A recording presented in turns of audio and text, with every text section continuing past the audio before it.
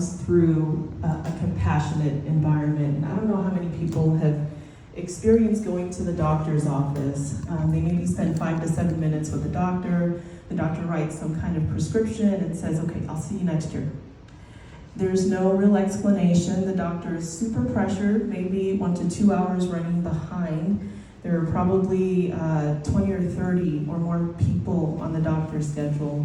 They're burnt out, they may be a little mean, a little grumpy, and you don't feel heard. You know, you don't feel like the person cares, as the doctor particularly cares about you. And so this particular clinic is a way to reinsert compassion back into the way doctors treat patients and really repair that relationship. So a little bit about me, and thank you for the glowing introduction. I don't know if I have to really reiterate everything, but I'm a neurologist, and I also specialize in epilepsy. I trained at the University of Virginia for 8 years in Charlottesville. It was a really small town, and I was just itching to get out of there. So once I met my then boyfriend, who's now my husband, I ran to Chicago and and spent a year there as a internal medicine intern. It was a very grueling year, but I learned a lot, and then I went on to Yale and did my residency training in neurology, where I learned a lot. After that, we started our married journey in Manhattan. I trained in epilepsy and also clinical neurophysiology, which is the study of brain waves and how it's really connected with the way you think and other disease processes. And so I have 13 years experience with clinical practice. I love research. I think that it's very important to be innovative and think outside of the box when treating patients. So I do incorporate research into my practice. Next slide. So the Kingdom Healing Institute is a microcosm of what my husband has talked about. Dr. Hussein Musa is talking about revolutionizing healthcare. What is wrong with the healthcare system? We found that a lot of patients cannot get access to healthcare, even if they can afford it, even if they have insurance. They have to wait 3 to 6 months to see a specialist and about a month to see a primary care doctor. I saw one patient probably a few months ago who had been looking for a neurologist because of an unexplained, very severe headache. He needed imaging, and he finally found our practice after calling about 20 other practices, each of them saying, you need to wait 6 to 9 months to see a specialist. He told me, I'm glad I found you because I could have been dead by then. I saw another patient very recently with a brain tumor. And it's a very severe one in the back of the brain. There's a lot of very prime real estate in the back. It was causing swelling and all sorts of neurological issues. She could not get in to see a neurologist till September of 2024 until she found our clinic. So health insurance, all of these people were insured, by the way. Health insurance does not equal health care. For those real life examples that really illustrates that. The average cost of healthcare is $473 per month. So you're paying monthly for no healthcare. You're paying monthly for that. And the average time, like I said, is about 27 days to see a doctor, and that's not a specialist, it's just a primary care doctor. Okay, next slide. So, as you probably are aware, annual premiums for health insurance are increasing on a yearly basis. There are out-of-pocket expenses, you have high deductibles, you may have hidden costs, you may have surprise bills even with health insurance. And like I said, there is a severe lack in specialty care. Next slide. So what's our solution? Direct specialty care. And we are the first in San Antonio to have a direct multi-specialty practice. And we started this to really catch people that are falling through the cracks who cannot get access to a doctor. We're able to see people within 24 hours, if not a week, and that is a vast improvement for people who are really experiencing severe medical problems. The other pillar besides compassion is really increasing the quality of care for each of our patients. We're able to see patients not in a rushed environment, but we're able to really spend that time with the patient because of the patient-centered model. And like I said, we have transparent pricing, there are no hidden bills, and we're able to really look at the patient as a whole because we have the time to do so. Next slide. So holistic care is something that we incorporate. It's the way that we practice medicine. Holistic care has many different definitions and probably misconceptions, but all it really means is we are treating the patient as a whole. We don't only look at the neurological disorder, the diagnosis, or the biological issue. We don't only write prescriptions. We might ask the patient, well, are you having issues at home? Are there social issues? Are there psychiatric issues? Are there mental health issues? And we even go into any spiritual issues the person is having. We take all of that into account and we come up with a personalized plan. It's tailored for each person. Next slide. So holistic care and direct care really go hand in hand. The only reason we're really able to do this is because of this completely different model where we actually have time to empathize with the patient, because we're able to understand and put ourselves in their shoes. We see a lot of improvement in their health. Just that compassionate environment is enough to rebuild the trust that might have been broken in a previous bad experience with a doctor or healthcare system. Next slide. So there are some other real life examples. There's so many I can think of, but there was one patient who came in with epilepsy, which is recurrent seizures. She couldn't find a neurologist, and she finally found our practice and was able to be seen within a week. She had tried multiple medications. All the medications were causing side effects. Some of them were interacting with each other.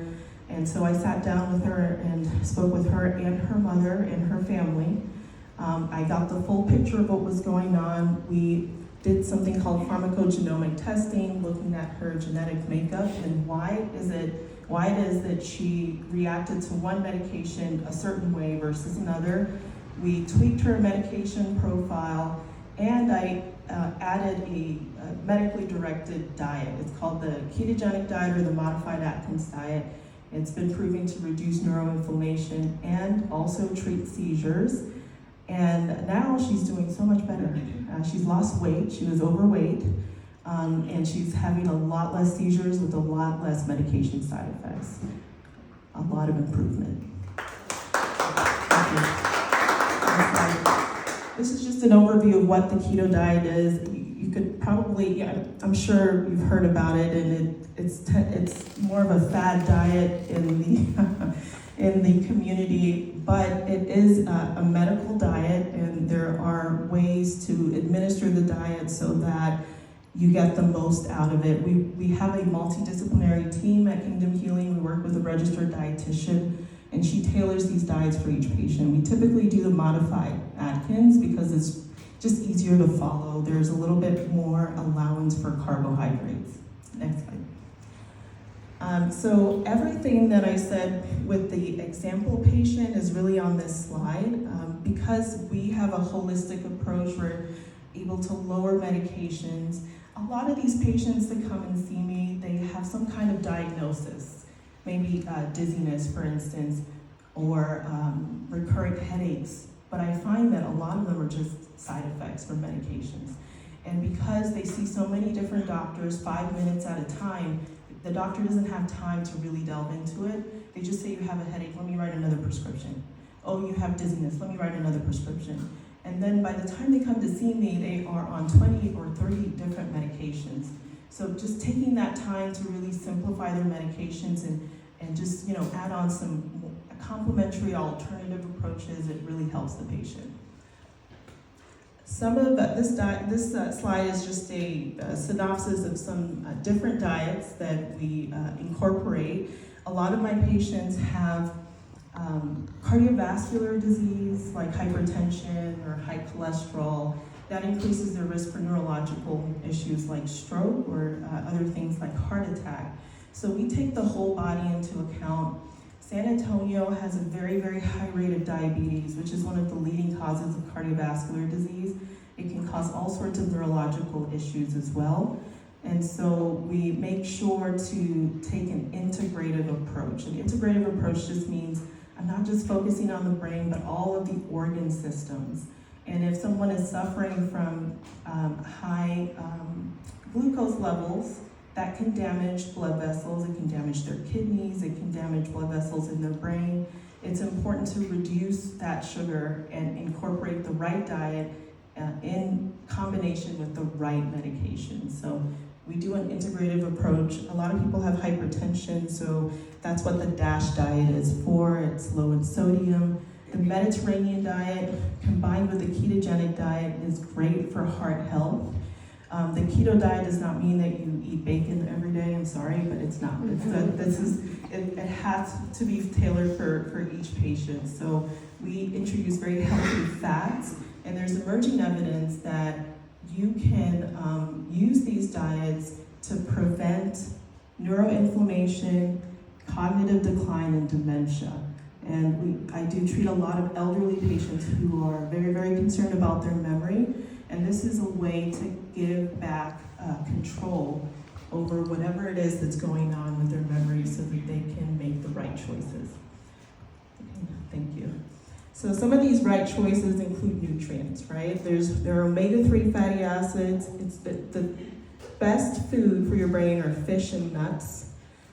The Mediterranean diet, which can actually reverse plaque in your arteries, it can reverse it. Include a lot of olive oil, monounsaturated fats. Berries are really great because of the B vitamins. And yes, I do recommend red wine in moderation because it's high in resveratrol, which is an antioxidant. So we incorporate all of these things into our medical expertise. Next slide. I'm going to talk a little bit about neurofeedback. I had mentioned alternative and complementary approaches to treating neurological disorders. Neurofeedback is based on EEG technology. It's a brainwave machine. So this particular machine was invented in the 19th century, so it's not new technology, but there have been new adaptations to it. There are electrodes that are placed on the person's head, and then it translates the frequencies of brain waves into something that can be interpreted on the screen. Typically, an epileptologist like myself or a professional will interpret this, but for neurofeedback, it translates the brain waves into something that the patient can understand. It's usually a video game. And the point of the video game is to train that person to increase good brain frequencies and reduce bad brain frequencies. Some of these bad brain frequencies or brainwave frequencies are associated with dementia, memory decline, headache, chronic pain. All of these things are downgraded with neurofeedback through a learning technique, and it's called operant conditioning. And so we have been incorporating that and seeing some improvement in our patients. I even did it on my husband. And this is, ladies, this is just a pointer. This is how you train your husband. All you have to do is rewire his brain. That's it. Yes, dear. This is just a slide reiterating what I said. Neuroplasticity, it just means that the neurological disorders that we thought were just without any hope, bad prognosis, there's no cure. Neurofeedback can actually change the structure of your brain and strengthen circuitry that is good for recovery, and then downgrade the maladaptive circuitry. So your brain is plastic and it can change for the better. Here are some just a summary of our services, everything from epilepsy to chronic pain, sciatica, and headache. Next slide. And here are some ways to contact us. Now, I'm going to reintroduce Dr. Hussein Musa. I will say that